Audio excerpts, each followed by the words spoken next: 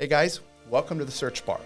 Has your marketing gone bitter or sour? Sit back and enjoy top shelf strategies from the Search Bar, where we're serving up insights for your digital marketing to work successfully. I am your host, Eric Ritter, SEO Sommelier and CEO of Digital Neighbor, a friendly neighborhood marketing and SEO agency based right here in Tampa, Florida. For today's episode, we're joined by Mandy Schulis, a mindset coach, author, and speaker to discuss how your personal story can help you reach new levels of success. Welcome, Mandy. Thanks for joining me today. Hey, Eric. Thank you so much for having me. Yeah, this is a pleasure. I know we chatted a little bit ahead of time. Really looking forward to our conversation today. And as we always start off with the roots, just want to get to know you a little bit better for the listeners at home as well. If you could just tell me about where you're from, where you grew up a little bit. Well, I am Tampa, South Tampa, actually, born and raised. I'm a rarity. Nice. Okay. And I am a military brat, quote unquote, but my dad was retiring by the time they adopted me. I am adopted. Nice. But I grew up traveling the world. So this has always been home base. I tried to run away a few times and they brought me back. But I love experiencing new things and going new places. Fantastic. Yeah, like you said, you don't hear that very often that you're actually a native here. So what's your favorite food from Tampa since you're a native here? I'm always curious. Like you grew up here, right? Yeah. So you've had it from an early age. Cuban sandwich. Especially right? both of my kids during pregnancy. That's all I wanted. That's what your craving was Cuban sandwiches. That's a pretty good craving. I could get down with that. Mm-hmm. Very cool. Well, thanks for sharing that. You're welcome. So you've definitely seen Tampa change and grow over the years. Can you talk about that a little bit? You know, Tampa is such a large, small city. It really is. And I always joke with people that if you think there's 6-7 degrees of separation, when you come to Tampa, there's maybe 3, probably 2 if you're lucky. Yeah. Especially when you talk about the online and digital space, everybody's like, it's so huge. It's really not, because everyone knows each other here. Yeah, it's so true. I mean, I almost want to say it's a little incestual. It feels like sometime in Tampa. That's a good word for it, actually. Right? It's like, oh, that person knows that person, right? And so I learned very early on, you want to make connections because they're going to last forever, right? So people that I met when I first moved here, so I moved here in 2009, I still am still in contact with, and people still reach out, and it's like, hey, I see you're doing this now. Do you want to partner together on that? So I definitely agree with that. It's like Tampa is like, everybody kind of knows each other. But it's still keeping that vibe. Even that it's grown leaps and bounds, especially since COVID, because everybody wanted to move to Florida. Yep. But it's still keeping that vibe, which I really love. Yeah, so I recently joined the Tampa Bay Chamber, and I was at the inaugural kind of meeting where they introduce you to everyone and everything. And they shared that year over year, membership has grown 30%, which is a big jump because everybody, to your point, everybody's moving here and they're moving their businesses here. And but we're still keeping that vibe, which I think is fantastic, and hopefully we're not going to lose that, because we want to stay Tampa strong, right? 100%. Cool. So we know where you're from, we know where you grew up, and how you've seen Tampa grow. So what drives you, Mandy? Oh boy, purpose. That everyone's story has a purpose, and that we are all here to learn from one another. I shared with you previously that I am a teacher at heart.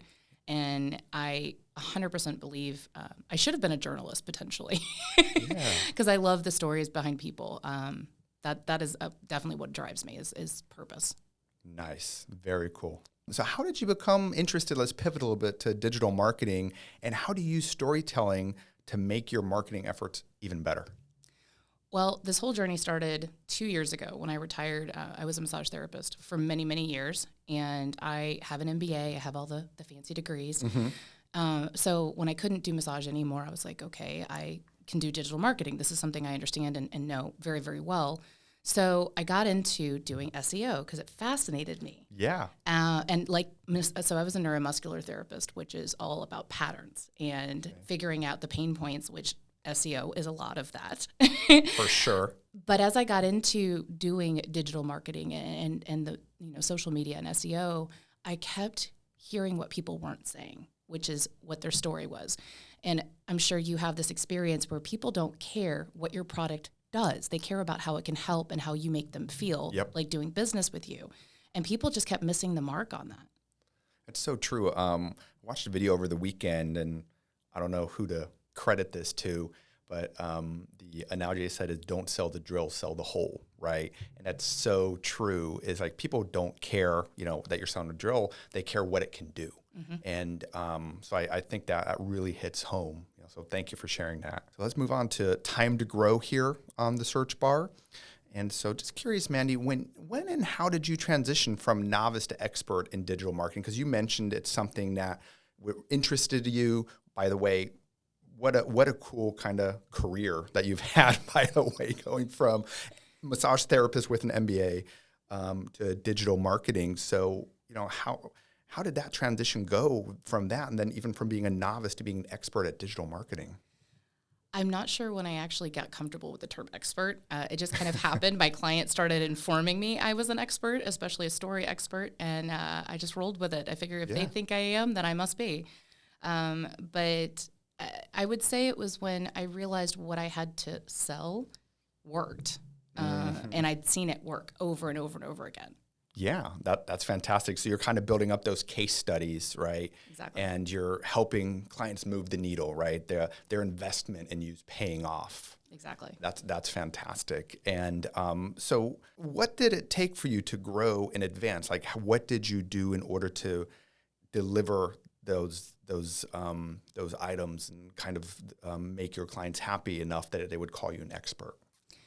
Well, I never, ever, ever BS my clients. I will always tell them, I am going to try this. I don't know if it's going to work. I use the 3-month rule, usually give it at least 90 days for us to determine a pattern. I'm just always very honest with people, and I use myself as a guinea pig. I love that. And I think honesty is so important, right? Especially in the world of digital marketing, where a lot of times it's like a black box. People are like, hey, I'm going to charge you this much. It's going to go, and then we're going to do SEO, we're going to do digital marketing, whatever that is. And then, oops, it worked or it didn't work, right? So I think being honest about we're going to try this is what we're going to do, and kind of having that transparency, I think is really refreshing. So I love that. That's really cool. So let's talk about one project. Maybe we talked about several cases, how you kind of realize that you're doing a good thing for clients here. Is there any one project that you're really proud of that you want to share? Oh, yeah. He's going to laugh when he hears this. So when I was a struggling, broke, single mom, I signed a lease to sublease the side of a very old building that's off McDowell, right next to Cruise Cellars, where one of your events was, South Tampa Auto Boutique. And I struggle with, I say I'm branded for women, but the truth is I have several men that are clients. And I'm like, I really need to take that part out of my title, because everyone needs their story told. Absolutely. And what happened is I had just started transitioning into storytelling, and I was still doing a lot of SEO. I still do. And I could hear in his voice how upset he was. I was calling about something completely unrelated, but I'd known him a long time. And I said, what's going on with you? Like, you don't even sound right. And he broke down. Like, the combination of anger and sadness that I heard with him, he had not only wasted thousands and thousands of dollars, his then business partner had up and left him, and he had no idea. He always jokes that he's a dumb old country boy from North Carolina. He has no idea how to do any of this. So it took 7.5 months, because he was on like page 5, and this was an established business, of sharing his story of why he actually quit a very lucrative managerial position with the automotive industry and decided to do his own thing. And one thing that I very firmly believe in is that corner store mentality, taking it back old school, where people, handshake was good enough, and he operates that way, and so do I. So I told him, I said, I'm still new in this industry. I think this will work. And it has in spades. I just checked it this morning. He is number 2 under sponsored, because, you're not going to be dads. Of course. And I think for one part of his business, and number 4 under the other. And I'm very, very, very proud of that. That's fantastic. I mean, from page 5 all the way up there to the top of page 1, can you share kind of any tactics or anything any tips for our listeners of kind of what you did in order to help him achieve that? Well, for one thing, we share any new cars we get in, things like that, but we always share why we're doing business this way. We share about our kids, his kids, my kids. Like, I'm very much it's funny. He will call me and be like, Mandy, how do I handle this? But kind of the digital marketer in his pocket. But I'm very proud of that. So above all else, we do things differently. We don't just share what our inventory is. We tell stories about what his life is like, why he does things, what his background is. And that's something nobody else is really doing.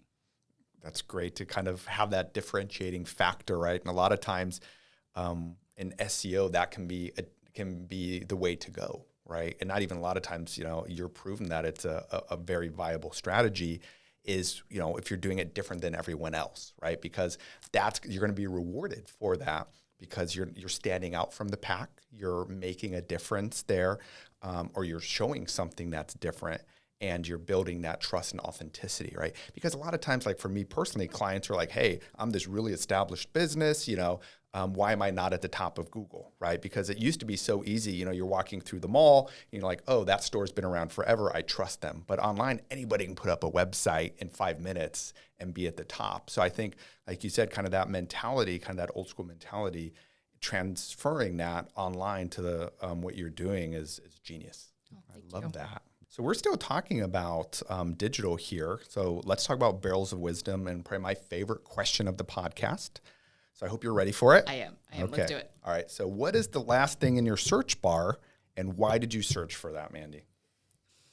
Well, I actually had a phone call with Alexis, an amazing PR person, and we were looking to collaborate with somebody that I don't think it's going to work out, but it was very, very funny because on the call, her assistant said, none of your videos or things that you've been featured in are coming on. And I was like, there's no way. My last name is so unique. Yeah. There's no way. And they had no way of knowing that my background is part of SEO. And of course, I typed in exactly what my title is, everything. First thing, everything came up, turned off my location, made sure it was still coming up. And I was like, here you go. And I emailed her all the links. And I was like, okay. And I realized later it was kind of a way to just, call out something she thought was, done poorly or whatever the case may be. But I had to laugh because I was like, I know for a fact, if you Google any of my stuff, it comes up right at the top of the page. Right. And so they were saying that wasn't happening. Yes.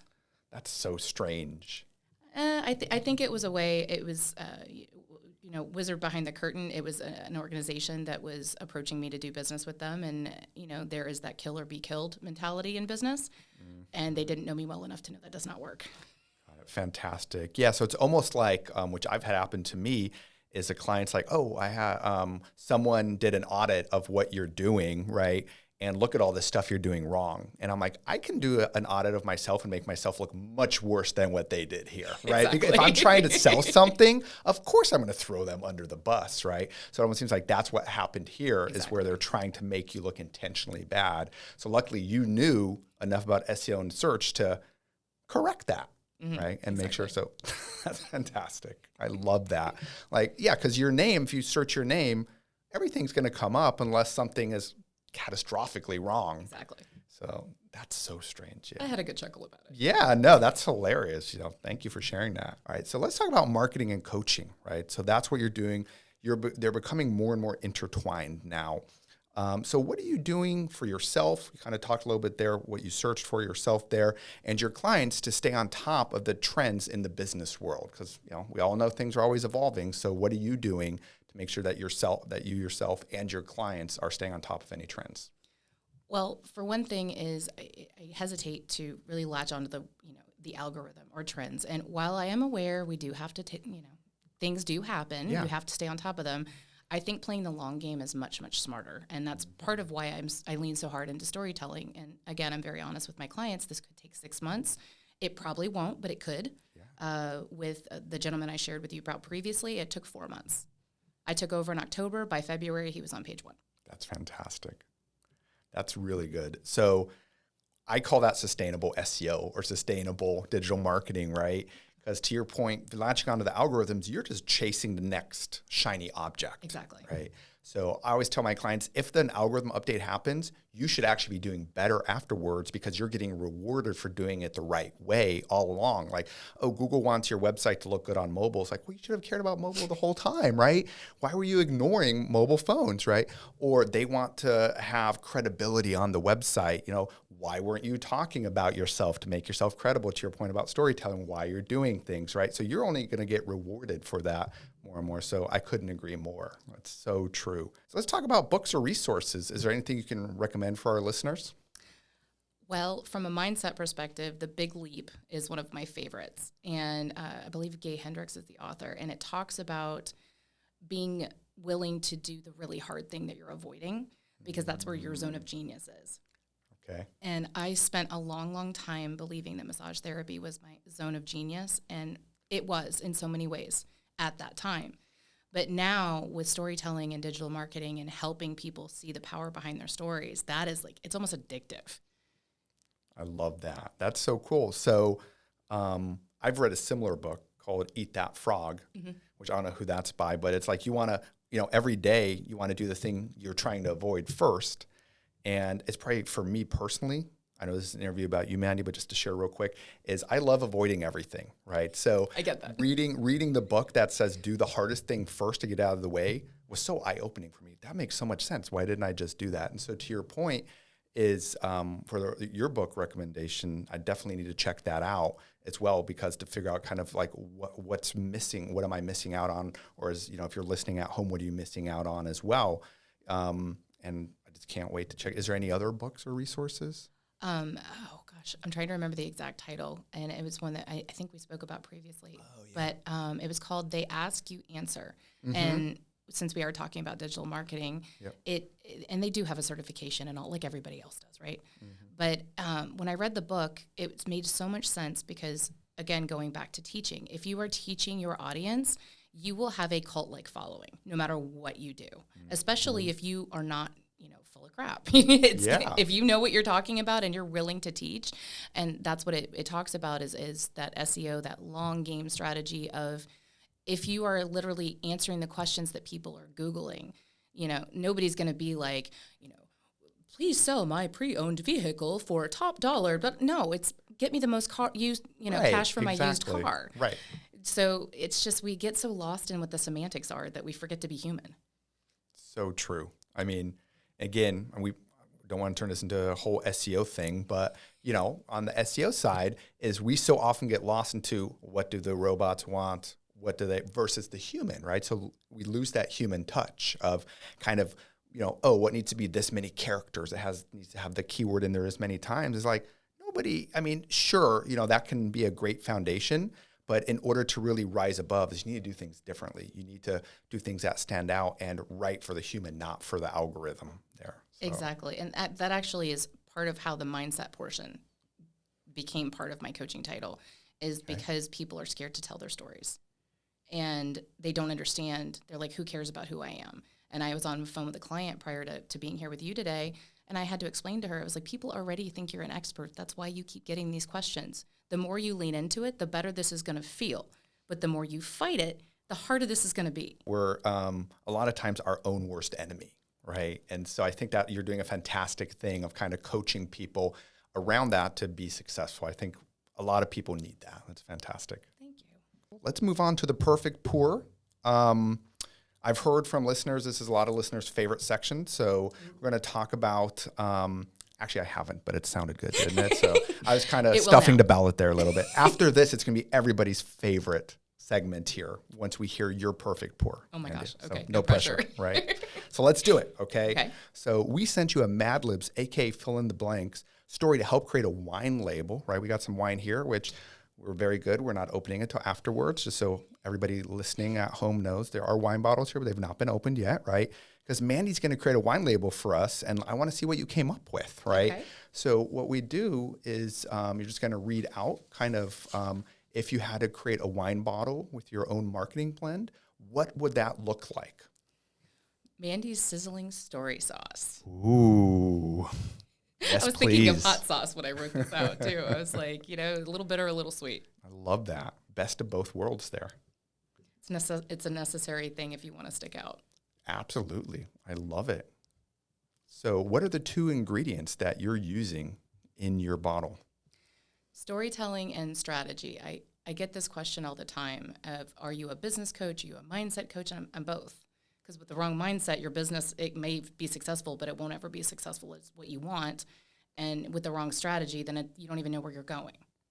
Absolutely. I mean, it's like peanut butter and jelly, right? Exactly. Or chocolate and peanut butter of your Reese's, I guess, right? Ooh, that sounds good.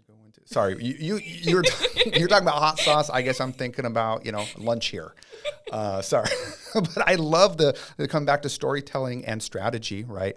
I think strategy is the center of everything, right? Without strategy, you might as well pack your bag and you don't have a chance. But I love kind of the storytelling aspect of that as well. Would you call it strategic storytelling, or would that make sense? So my quote unquote announcement for the rebrand and everything else that is happening very, very soon is mindset and story strategist, because everything I do is strategy. I love it.